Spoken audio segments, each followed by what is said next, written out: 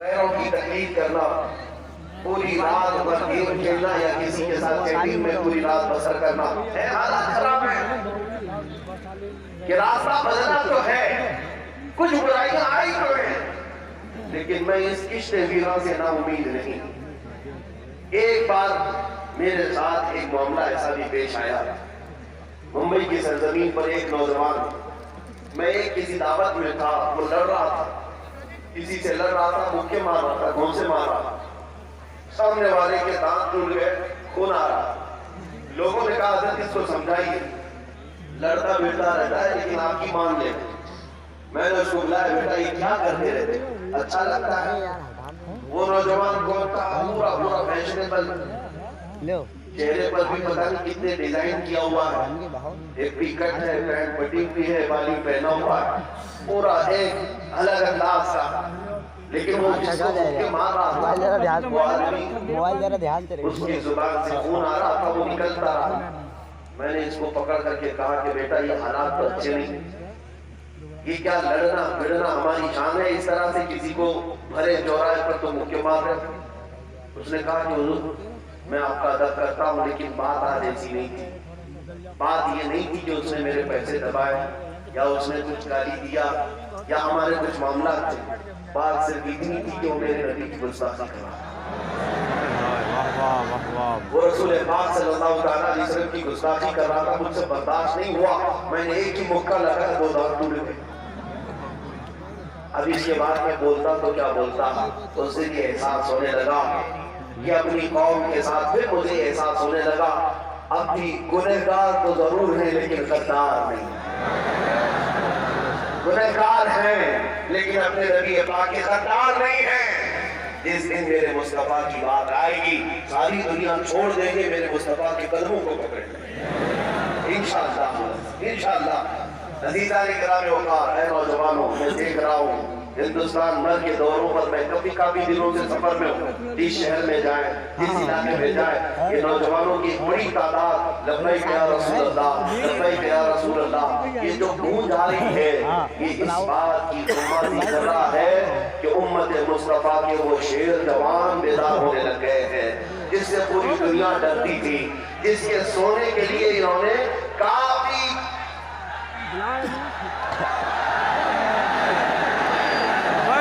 لبیک یا رسول اللہ، لبیک یا رسول اللہ۔ بس یہ جو بیداری ہے یہی دنیا کو کھلتی بھی، یہی دنیا کو کھلتی۔ آپ میری زبان پر اگر کوئی بندش لگا دے، میری گردن کاٹے تو بھی مجھے فکر نہیں، انشاءاللہ العزیز ہر علاقہ اب رسول پاک کے نام پر بیدار ہو ہی چکا ہے، اور اللہ رب العزت کی شان یہ ہے وہ اپنے نبی کی امت کو کبھی یتیم نہیں چھوڑے گا، لاوارث نہیں چھوڑے گا۔ ہاں کوئی بھی آئے گا انشاءاللہ پھر تمہیں بیدار رکھے گا انشاءاللہ۔ عزیزان کرام، استقامت جو ہے اسے کبھی ہاتھ سے جانے نہ دینا، دنیا کی نہ لالچوں پر اپنا سودا کرنا، نہ دنیا کی کسی حسینہ پر اپنا ایمان بیچ بیٹھنا، نہ کسی دولت کی ریل پیل کی طرف توجہ کرنا۔ اے امت کے غیور نوجوانوں، میں ایک مثال اور دے دیتا ہوں۔ 3 سگے بھائی تھے، ایک عیسائی بادشاہ کی قید میں آ گئے تھے، عیسائی بادشاہ نصرانی بڑا کٹر بادشاہ تھا۔ 3 سگے بھائیوں کو، نوجوانوں کے لیے، ایک کی عمر 27 سال، دوسرے کی 25، تیسرے کی 22، یہ کڑیل جوانی ہوتی ہے نا، تینوں گرفتار ہوئے۔ بادشاہ نے پہلے پیشکش کی، کہا کہ تم اپنا دین چھوڑ دو، ہمارے دین میں آ جاؤ، میں اپنے ملک میں رکھ لوں گا، اپنے ملک میں رکھ لوں گا۔ لیکن یہ مصطفیٰ کریم صلی اللہ علیہ وسلم کے شہدائی تھی، یہ دین مصطفیٰ کے غلام تھے، انہوں نے کہا ہم اپنے مصطفیٰ کریم صلی اللہ علیہ وسلم سے بے وفائی نہیں کر سکتے۔ سیکنڈ نمبر پر بادشاہ نے کہا میں اپنی وزارت دے دوں گا، میں اپنے وزیروں میں تمہیں رکھ لوں گا، یہ لالچ ہے۔ ان جوانوں نے کہا نہیں، ہمارے پاس جو مصطفیٰ کی غلامی ہے وہ تیری وزارت سے بہت اونچی، اس کی حاجت نہیں۔ تیسرے نمبر پر بادشاہ نے کہا اگر میری یہ ساری چیزیں تمہیں قبول نہیں تو پھر جان لے لوں گا، جان لے لوں گا۔ ان تینوں نے مسکرا کر کے کہا ہم ایمان لائے ہی ہیں جان دینے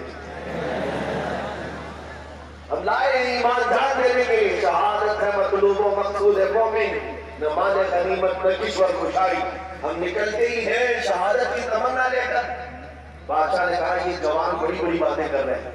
جلاد کو بلایا اور کہا ان کو دکھاتا ہوں میری سختی کیا توجہ چاہتا ہوں میرے عزیز ایک بڑی کڑھائی کو آگ پر رکھ کر اس پر تیل ڈالا اور تیل جب کھولنے لگا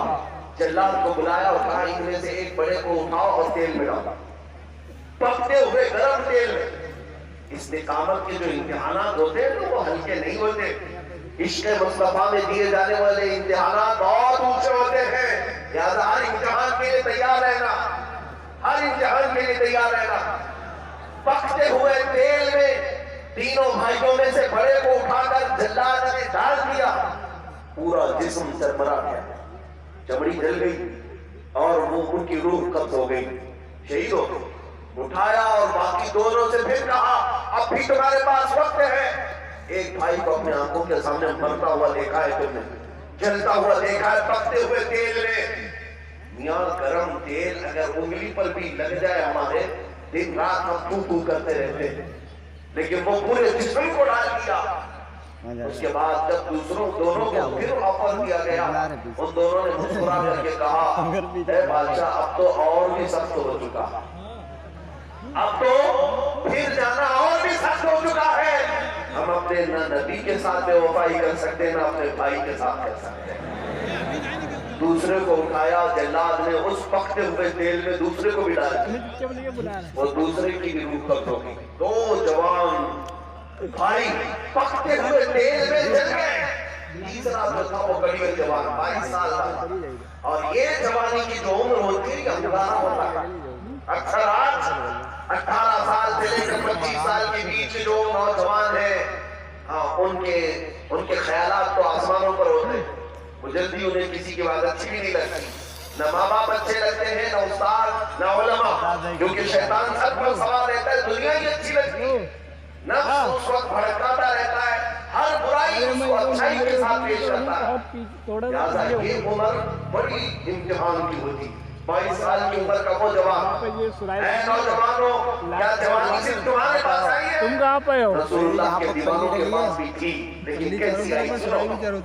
22 سال کا جوان ارے ہم تو آگے ہیں جب اسے تیل میں ڈالنے کی بات آئی بادشاہ نے سیدھے آدمی کے ٹپا والا گھر ہے وہاں بادشاہ سلامت 1 مہینے کا ٹائم دے اور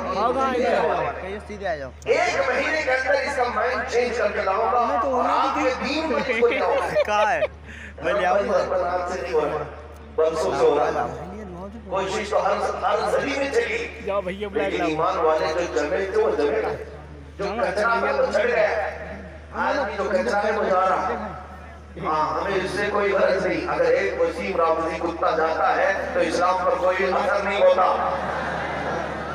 بلکہ ہم تو دعا کرتے ہیں اللہ ایسے چھپے ہوئے جتنے منافق غدار ہیں ان سب کو اللہ ہماری جماعت سے باہر کر دے جو یہاں رہتے ہیں اور سودا بازی کسی اور کی یہاں کرتے ہیں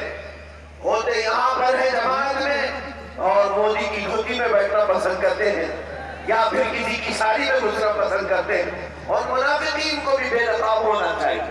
منافقین کو بھی بے نقاب ہونا چاہیے اب میں آپ سے کہتا ہوں 22 سال کا جوان اس سے وزیر نے کیا کہا تو میرے حوالے بادشاہ نے کہا ٹھیک ہے تمہارے حوالے کر دیتا ہوں 1 مہینے کا ٹائم میں بدل کر لے جاؤ اب دنیا بدلتی ہے تو کس راستے سے پہلے جان کی دھمکی لالچ کی دھمکی لالچ کا عمر لیکن جب ان تمام چیزوں سے نوجوان ٹس سے مس نہیں ہوتا تو اس دنیا کے پاس آخری حربہ ہوتا ہے وہ خوبصورت لڑکیوں کا حسیناؤں کے جال میں پھنسانا اس وزیر کی ایک نہایت خوبصورت لڑکی تھی اس وزیر نے گھر لا کر اس نوجوان کو ایک کمرے میں رکھا اور اپنی بیٹی سے کہا کیا اس کے کمرے میں اپنی محبت میں اسے فدا کر اپنی محبت میں اسے پاگل بنا دے پھر جس دن وہ تیری محبت میں فدا ہوگا تو جس دین کی بات کرے گی وہی دین وہ بھی قبول کرے یہ تو ہے نا مرتد جو بن رہے ہیں محبت میں ہاں جس کو یہ لوگ یاد کہتے ہیں حقیقت میں وہ کر رہے ہیں یہ محبت کے نام پر جس طرح سے دین بدلنے کے معاملات آتے ہیں میرے عزیزوں، میں کہتا ہوں محبت کرنا ہی ہے تو اس لیلہ سے نہ کرو جو روز شوہر بدلتی تھی۔ ہاں ایک دل اللہ نے تمہیں دیا ہے، دینا ہے تو مصطفیٰ کے دربار میں دے دو، حضور پاک کے قدموں میں رکھ دو۔ دل ہے وہ دل جو تیری یاد سے معمور رہا، سر ہے وہ سر جو تیرے نام پہ قربان دے۔ میں کہتا ہوں وزیر نے اپنی بیٹی کو لگا دیا اس نوجوان کے پیچھے، اور ہوتا کیا تھا، حجرے میں اکیلا جوان 22 سال کا، جب رات کے وقت وہ نوجوان لڑکی تیار ہو کر آتی تھی تو یہ نوجوان مسلح بچھا کر سجدے میں چلا جاتا، سجدے میں چلا جاتا، جب تک وہ اٹھ کر کے جاتی نہیں سر اٹھاتا نہیں۔ ایک دن، 2 دن، 3 دن، 4 دن، مہینے کے آخری دن آنے لگے،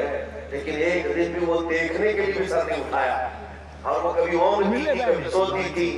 باپ کا حکم تھا کوشش کرتی تھی۔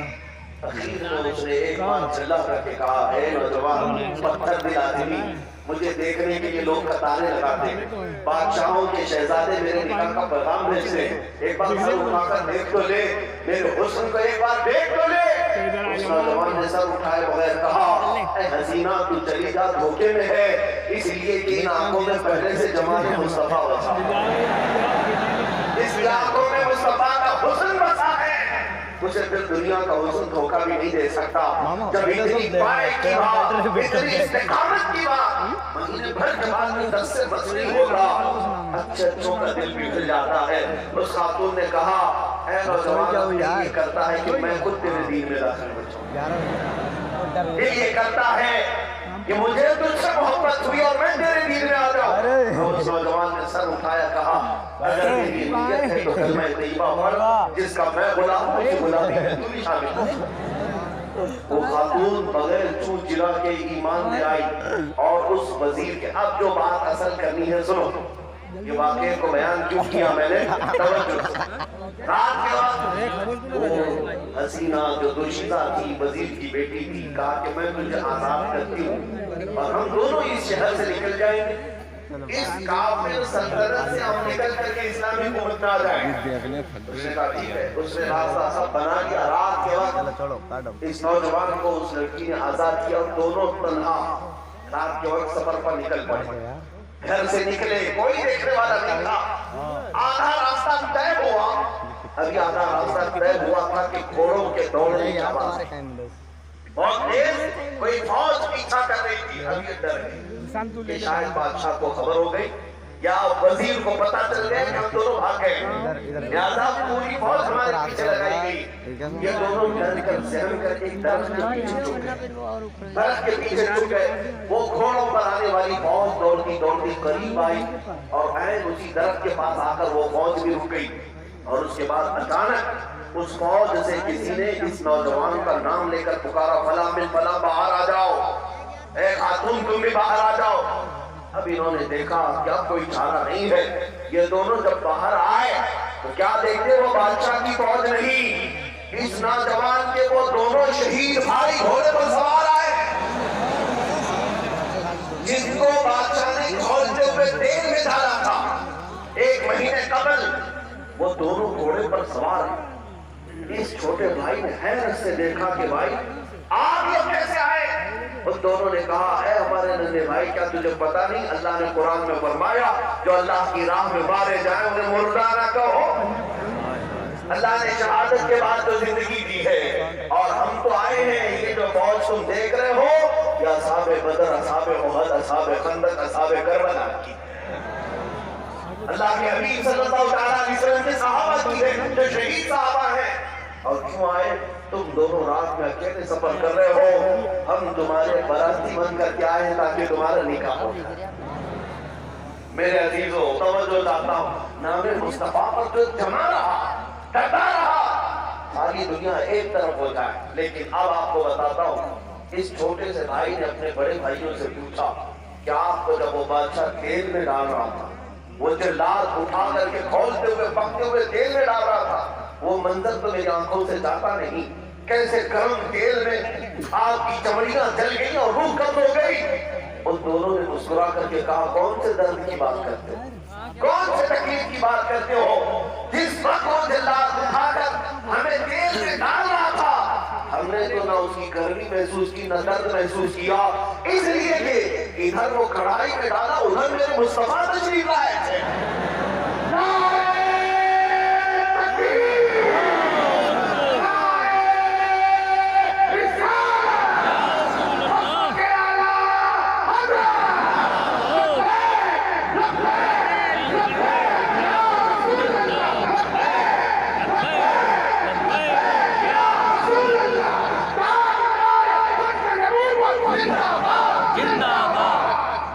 گرامی وقار، یہ ہے استقامت کی دولت، جس کے لیے جان دی تھی وہ پہلے آگے۔ لہذا آنے والے مسائل سے گھبرانا نہیں، آنے والی مشقتوں سے ڈرنا نہیں، اس لیے کہ ڈرے جو چور قوم ہے، جو ڈاکو قوم ہے، تم غلامان مصطفیٰ ہو۔ اللہ تعالیٰ نے تمہیں قرآن میں خیر امت کہا ہے، تم سب سے بہترین امت ہو، اور سودے بازی تو ہمیں دیکھ نہیں دیتی۔ ہاں، کسی کو راضی کرنا ہے اور ان کو چپ کرانا ہے، ان کو بھی راضی رکھنا ہے، یہ زندگی نہیں چلے گی۔ راضی کرو تو صرف مدینے والے کو ہمیں کرنی ہے شہید شاہ مدحہ کی رضا، جو وہ اپنے ہو گئے تو رحمت کے پروردگار اپنی۔ اگر رسول پاک تمہاری طرف متوجہ ہو گئے، میرے پوری خدائی تمہاری، کائنات تمہاری ہے۔ ہم نے دیکھا ہے صحابہ نے حضور کی رضا کی کوشش کی ہے، پھر وہ جب سمندروں پر بھی جاتے تھے تو سمندر راستہ دیتے تھے، درندوں کے پاس بھی جاتے، جنگل کے شیروں کے پاس وہ جھک جاتے اور تلوے چھاٹتے تھے۔ آگے صحابہ کے ساتھ ہوا کیوں؟ نبی پاک صلی اللہ علیہ وسلم اگر ایک بار توجہ کر لیں تو پھر ساری خدائی تمہاری طرف ہے، کائنات تمہاری طرف ہے۔ ایک بات یہ ہے استقامت کی، علماء ربانیین موجود ہیں یا علماء حق موجود ہیں۔ آج کی یہ ضرورت ہے جو میں بات کر رہا ہوں، اب ہر ممبر سے آواز اٹھنی چاہیے، ہمارے ہر مسجد کی ممبر سے آواز اٹھنی چاہیے۔ جو علماء مساجد کے ائمہ ہیں، میں ان سے کہتا ہوں اگر کوئی ٹرسٹی، کوئی کمیٹی والا، کوئی متولی صدر یہ ڈراتا ہے تو اسے ایک طرف رکھو۔ اگر وہ بات کرتا ہے کہ مولانا بات سخت ہو جائے گی، اس سے کہو تیری ڈیوٹی تو اپنی طرف رکھ، مجھے مصطفیٰ کی ڈیوٹی کرنی ہے، مجھے میرے نبی پاک کی غلامی کرنی ہے۔ ایک جگہ نہیں، اللہ تعالیٰ جہاں چاہے گا وہاں غلامی کرو۔ کسی کی جی حضوری اور چاپلوسی میں اپنی زندگی بنا نہیں کروں گا، انشاءاللہ جب تک زندہ رہوں گا۔ ہر عالم کی یہ بات ہونی چاہیے، ہر عالم کی یہ بات ہو، جب تک زندہ رہوں گا اس ممبر کا تقدس برقرار رکھوں گا۔ ممبر جو ہوتا ہے وہ رسول اللہ کا ہوتا ہے، بات ہوگی تو رسول اللہ کی ہوگی۔ اب سنیے یہ بات میں نے کیوں چھیڑی، علماء پر بھی آئی یہ باتیں۔ حضرت امام احمد بن حنبل رضی اللہ عنہ حق بات کہتے رہے اور اس پر جمے رہے، ڈٹے رہے۔ بات کتنی تھی، خلیفہ وقت کو سمجھایا تھا کہ قرآن اللہ کی مخلوق نہیں، قرآن اللہ کی صفت ہے، لیکن اس وقت ایک فرقہ نکلا تھا معتزلہ، وہ کہتے تھے قرآن فنا ہو جائے گا، قرآن فنا ہو جائے گا، مخلوق کا مطلب فنا ہو جائے گا۔ امام احمد بن حنبل کہتے تھے نہیں فنا ہوگا، قرآن اللہ کا علم ہے، ہمیشہ باقی رہے گا۔ اس بات پر بادشاہوں نے کیا کیا نہیں کیا آپ کے ساتھ جانتے؟ تھوڑی توجہ۔ امام احمد بن حنبل کو ایک خلیفہ نے گرفتار کیا، 100 کوڑے مروائے، ننگی پیٹھ پر کوڑے مارے جاتے تھے۔ اس امام کی بات کر رہا ہوں جس کو 5 لاکھ حدیثیں یاد تھی، محدث وقت امام احمد بن حنبل کی بات کر رہا ہوں، کوڑے مارتے تھے۔ ایک گیا خلیفہ، دوسرا آیا، اس نے بھی امام احمد بن حنبل کو کوڑے لگوائے، تیسرا آیا، اس نے بھی لگوائے۔ آپ کی پیٹھ جھک گئی تھی کوڑے کھا کر، لیکن اپنی بات سے ہٹتے نہیں تھے اور کہتے تھے کہ جو رسول اللہ کا دین ہے وہ میں آخری سانس تک بتاتا رہوں گا، بولتا رہوں گا۔ علماء کو ان کی پیروی کرنی چاہیے۔ استقامت کسے کہتے ہیں؟ ڈٹے رہنا۔ ایک بار آپ کے ساتھ ایسا ہوا، سنیے، آپ کہیں سے گزر رہے تھے، ایک بغداد کا مشہور ڈاکو، ایک ڈاکو تھا، اس نے ملاقات کیا امام احمد بن حنبل سے اور کہا آپ احمد بن حنبل ہو، کوڑے کھا کر کے آ رہے ہو، اور آپ کی بات تو صحیح ہے، ہمیں سمجھ میں آتی ہے، آپ کوڑے کھا رہے ہیں، بادشاہوں کا ظلم ہے، لیکن ایک بات میں کہتا ہوں، مجھے دیکھو، چور میرا ہے، اس سے امام احمد بن حنبل مجھے دیکھو میں چوری کرتا ہوں اور چوری میں پکڑا جاتا ہوں اور کوڑے کھاتا ہوں، 1-2 بار نہیں 1500 کوڑے کھایا لیکن ابھی بھی چوری نہیں چھوڑ رہا۔ جو کہہ رہا ہے 1500 کوڑے اب تک کھا چکا لیکن چوری اب تک نہیں چھٹی۔ یاد ہے احمد بن حنبل 1500 کوڑے کھانے کے بعد بھی میری چوری نہیں گئی تو 300 کوڑے پر تمہاری حق بات نہیں جانی چاہیے۔ کتنی بڑی بات، ایک باطل چیز ہم سے نہیں گئی، تم تو حق پر ہو، حق بات کو 300 کوڑوں کی وجہ سے چھوڑ مت دینا۔ امام احمد بن حنبل کہتے ہیں اس سے زیادہ حوصلے کی بات کسی نے نہیں کی، اس سے زیادہ حوصلے کی بات کسی نے نہیں کی۔ عزیزان گرامی وقار ایک بار ایسا بھی ہوا ان کے دونوں ہاتھ میں باندھے جاتے، زنجیر سے باندھے جاتے اور جلاد کو کہا جاتا ان کا جبہ اتارو تہبند لنگی پہنے رہتے، کوڑے مارو ان کی پیٹھ پر، زنجیر سے ہاتھ بندھے ہوئے ہیں اور پیٹھ پر جب کوڑے مار رہا تھا جلاد، اچانک امام احمد بن حنبل کی لنگی اترنے لگی، تہبند اترنے لگی۔ امام احمد بن حنبل کوڑوں سے نہیں روتے تھے، کوڑے کھاتے تھے، خاموشی اختیار کرتے، لیکن جب لنگی اترنے لگی تو رونا آنکھوں سے آنسو آ گئے اور یوں عرض کیا اے کاش کیا آج میں بے سطر ہو جاؤں گا، کیا آج میرا سطر کھل جائے گا، ان کوڑوں کی وجہ سے میری لنگی نکل جائے گی۔ آپ کی آنکھوں سے آنسو کیا آئے، اچانک غیب سے 2 ہاتھ برآمد اور احمد بن حنبل کی تہبند کو مضبوطی سے پکڑ لیا اور مضبوطی سے باندھ دیا۔ اتنی بات تھی کہ احمد بن حنبل مسکرانے لگے، ہنسنے لگے۔ وہ جلاد جو کوڑے مار رہا تھا رک گیا اور کہا یہ کیا بات، تمہاری تہبند ابھی اتر رہی تھی یہ چڑھ کیسے گئی، یہ کیسے بند گئی اور تم ابھی رو رہے تھے کہ ہنس کیوں رہے ہو۔ امام احمد بن حنبل کہنے لگے اے جلاد تو اپنا کام جاری رکھ، تو اپنا کام جاری رکھ، تیرا کام ہے کوڑے لگانا، تو یہ سوچ رہا ہے میری لنگی کیسے کھل رہی تھی اور کیسے بند گئی، جس کے لیے کوڑے کھا رہا وہ آئی گئے، جس کے لیے کھا رہا وہ آئی گئے۔ میرے عزیزوں یہی تو میں کہنا چاہتا ہوں، وہ مصطفیٰ ہے جو کسی راستے پر تمہیں تنہا کبھی نہیں چھوڑے۔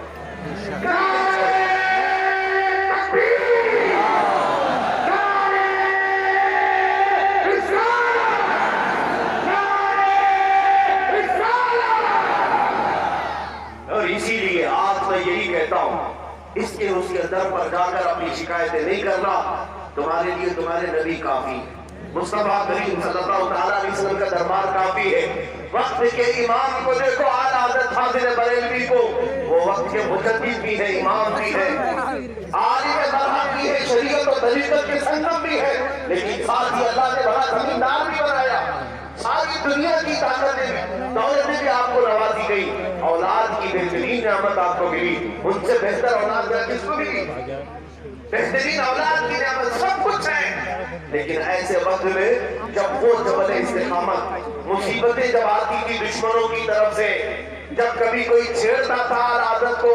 یا برائیاں کرتا تھا یا روڑے اٹھاتا تھا تو اعلیٰ حضرت نے اپنی پوری زندگی میں کبھی حکومت سے گہار نہیں لگائی جا کر کے کہ آپ ہماری مدد کے لیے آ جائیں، فلاں یہ کر رہے ہیں، آپ ہمیں بچا لیں، فلاں ہمیں تکلیف دے رہے ہیں، نہیں، بلکہ جب بھی کہتے تھے آقا مصطفیٰ نے آواز اٹھاتے اور یوں کہتے یا رسول اللہ بند ہے تو آپ کے، بھلے ہیں تو آپ کے، ٹکڑوں پہ یہی کے پلے ہیں، رخ کدھر کریں، ٹکڑوں پہ یہی کے پلے ہیں، رخ کدھر کریں۔ اور اعلیٰ حضرت یہی تو کہتے تھے یا رسول اللہ، یا رسول اللہ تیرے ٹکڑوں پہ پلے، غیر کی ٹھوکر پہ نہ ڈال، کھڑکیاں کھائیں کہاں چھوڑ کے صدقہ تیرا، میں تو مالک ہی کہوں گا جو ہو مالک کے حبیب، یعنی محبوب و محب میں نہیں میرا تیرا۔ جب بھی گھبراہٹ ہوئی یوں ہی کہا، کسی اور کے دربار میں نہیں، کسی اور کے پاس نہیں۔ اسی لیے میرے اے سنی بھائیوں میں آپ سے اتنی بات کہوں گا، اب تو یو پی میں الیکشن گرم ہونے والا ہے اور ٹھنڈے لہرائیں گے اس کے اس کے نیلے کالے پیلے لال، اور تم سب کو یہی دکھایا جائے گا کہ یہاں بھی مسلمان ہیں، وہاں بھی مسلمان ہیں، ادھر بھی ہیں ادھر بھی ہیں، تمہارے ساتھ یہ فٹ بال کے گیند کی طرح ہی پارٹیاں کھیلتی ہیں، ادھر سے اچھالے ادھر جائے گا، ادھر سے اچھالے ادھر آ جائے گا۔ تم اپنی حیثیت کو اتنی مضبوط بناؤ کہ یہ 500 اور 1000 میں بکنے والی قوم نہیں ہے۔ اللہ تعالیٰ نے ہمیں مصطفیٰ کی غلامی عطا کی ہے، تم کروڑوں میں ہماری جوتیاں بھی نہیں خرید سکو۔ اتنی حیثیت بناؤ۔ اور مارہرہ متحرہ کے سید میاں نے ایک نعرہ دیا تھا، کسی آپ توجہ جاتا ہوں، سید میاں مارہوی رحمت اللہ تعالیٰ نے ایک نعرہ دیا تھا، جب وقت کی ایک بڑی طاقت پر فائز ہونے والی عورت اندرا گاندھی نے سید العلماء کی طاقت کو دیکھا، ہزاروں لاکھوں کے مجمع میں آپ کی مقبولیت کو دیکھا تو آفر کیا تھا، آپ آئیے آپ کو کرسی دی جائے گی، راجیہ سبھا کی ممبرشپ آپ کو دی جائے گی، پارلیمنٹ کی کرسی دی جائے گی۔ وہ مرد کلندر مارہرہ کا کیوں جواب دیا تھا، آپ اپنی کرسی اپنے پاس رکھو، اللہ نے مجھے آیت الکرسی عطا فرمائی۔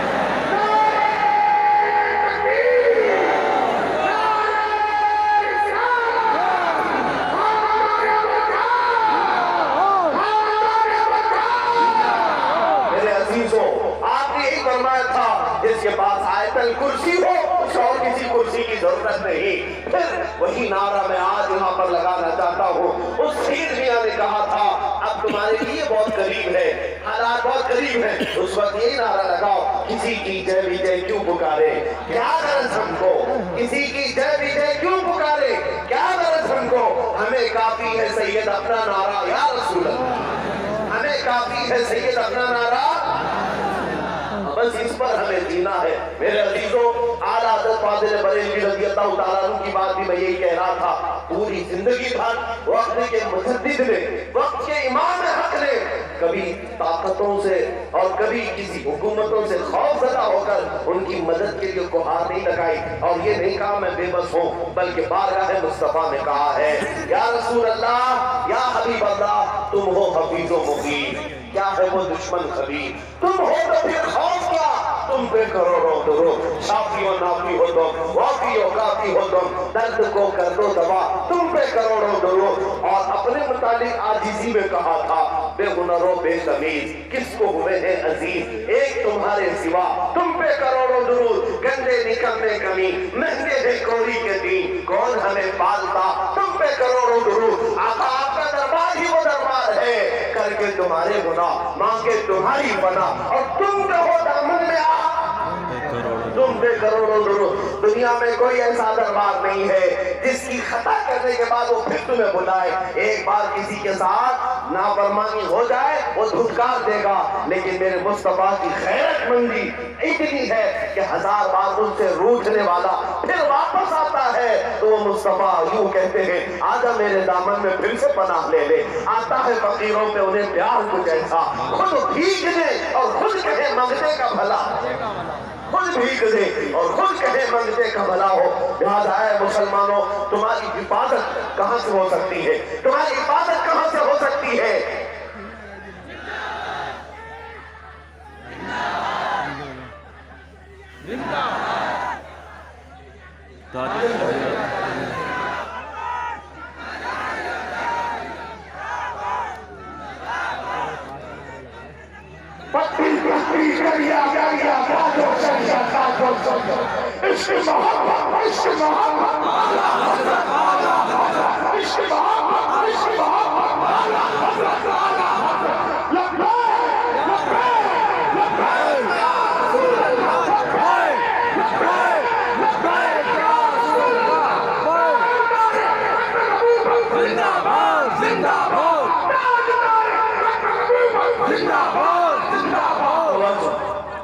آپ سب کے لیے ایک بہترین پیغام ہے۔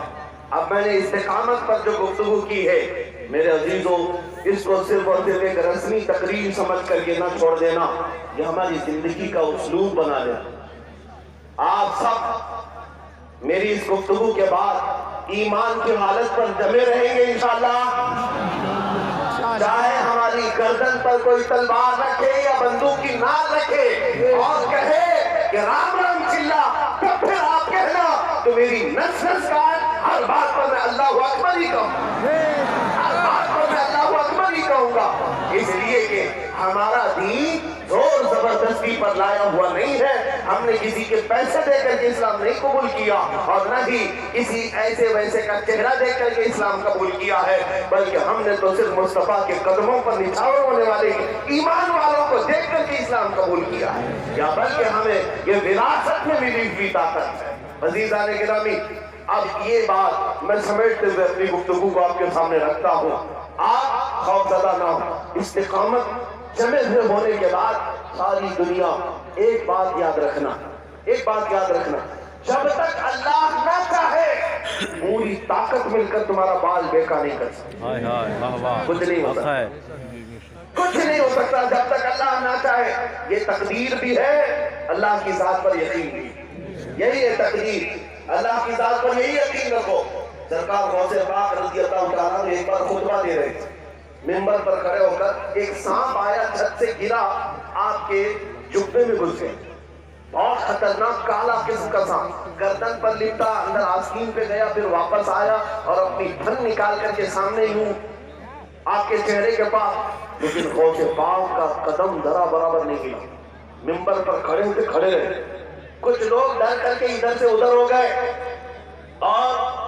غوث پاک رضی اللہ تعالیٰ عنہ جو خطبہ دیتے رہے، اخیر تک دیتے رہے، پھر وہ سانپ غائب ہو گئے۔ لوگوں نے پوچھا کہ حضور یہ کیا تھا، اتنا بھیانک تھا، آپ کو ڈر نہیں لگا، آپ کو خوف نہیں آیا؟ آپ نے فرمایا اللہ نے میرا نام عبد القادر رکھا، قادر کا بندہ ہوں، قادر کا بندہ ہوں، قدرت پر یقین رکھتا ہوں۔ اللہ جب تک نہیں چاہے گا میرے نزدیک اس سانپ کی حیثیت ایک مچھر سے بھی زیادہ نہیں، مچھر سے زیادہ نہیں۔ اور اگر اللہ چاہے کہ مجھے کوئی گزند پہنچے، سانپ تو بہت دور کی بات ہے، چیونٹی سے بھی موت ہو سکتی ہے، چیونٹی سے بھی موت ہو سکتی ہے۔ یہ یقین کہاں سے ملا؟ دربار غوث سے ملا ہے۔ یہی استقامت ہے میرے عزیزوں، پوری طاقتیں مل کر، اگر اللہ نہ چاہے تو کچھ نہیں کر سکتی، اور اگر اللہ چاہے تو ان کی کیا بات ہے، ہم سائیکل سے گر کر کے بھی مر سکتے ہیں، بائک سے گر کر کے مر سکتے ہیں، ارے پلنگ سے گر کر کے مر سکتے ہیں۔ اللہ اگر نہ چاہے تو کچھ نہیں ہوگا، اس بات پر جمے رہو۔ اور پھر میں یہ بات یہ کہوں گا کہ آپ یہ سمجھتے ہیں کہ میں کھلے عام اسی طرح سے گھوم رہا ہوں، اوپر سے لے کر نیچے تک ساری ایجنسیاں میرے پیچھے بھی لگائی گئی، دلی سے لے کر کرناٹک تک، ممبئی تک۔ میں آپ کو بتاؤں، رمضان المبارک میں ایک پاکھنڈی کو جو للکارا تھا، ان کی دھرتی ہلنے لگی۔ کیوں نہیں ہلے گی؟ ایسی بات ہے، حق بات جب بلند آواز سے کہی جائے اور سر چڑھ کر کے بولا جائے، ہم نے دیکھا ہے آج بھی قلعے گرتے ہیں، آج بھی دیواریں ہلتی ہیں۔ اور پھر ہوا کیا؟ طاقت کو لگائیں، دیکھو یہ مولانا کے پیچھے کون کون سی طاقت ہے، کون کون سپورٹ کرتا ہے، کتنے نیتا کھڑے ہیں ان کے ساتھ۔ اتفاق کی بات ہے کہ کوئی نیتا ہمارے ساتھ کیوں رہیں گے میاں؟ ظاہر سی بات ہے ہم ان کی دکھتی رکھ پر جو ہاتھ رکھتے ہیں، ظاہر سی بات ہے کوئی پسند نہیں کرتا کہ مولانا آپ بار بار ہمیں اس طرح کی باتیں کرتے ہیں، سیکولر لوگوں کو آپ برا کہتے ہیں۔ سیکولرزم کا مطلب یا منافقت